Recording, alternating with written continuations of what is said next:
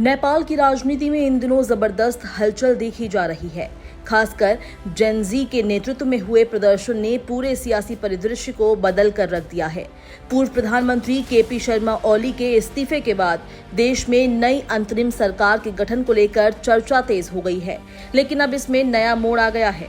शुरुआत में ये माना जा रहा था कि नेपाल की सुप्रीम कोर्ट की पूर्व मुख्य न्यायाधीश सुशीला कार्की को अंतरिम प्रधानमंत्री बनाया जा सकता है। देश के विभिन्न तबकों, खासकर युवाओं में उनके नाम को लेकर सकारात्मक रुख देखा गया था।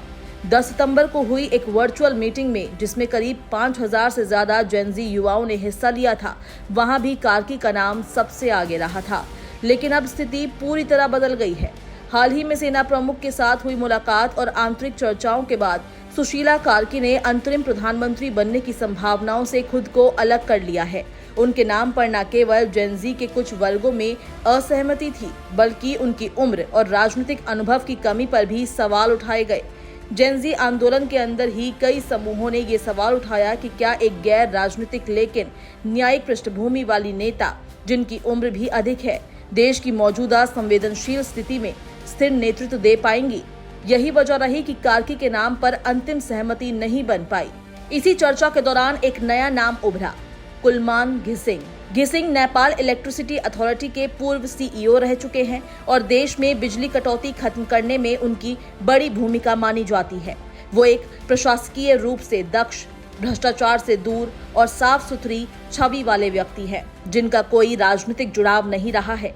यही बातें उन्हें जेन जी के लिए एक मजबूत उम्मीदवार बनाती है।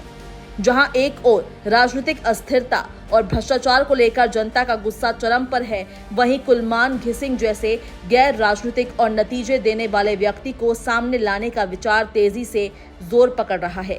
बताया जा रहा है कि जेन जी आंदोलन की आंतरिक चर्चाओं और ऑनलाइन मीटिंग के बाद उन्हें समर्थन मिलने लगा है।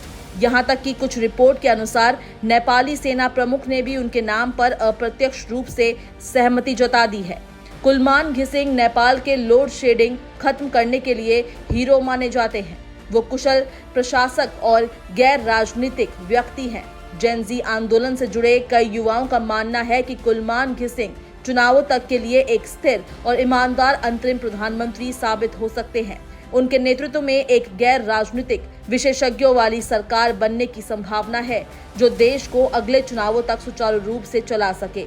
वैसे मीटिंग में कई अन्य नामों पर भी चर्चा हुई, मगर कुलमान घिसिंग को ज्यादा सपोर्ट मिला। इसकी वजह है कि कुलमान घिसिंग नेपाल में ऊर्जा क्षेत्र में सुधार लाने वाले हैं और भ्रष्टाचार से दूर माने जाते हैं।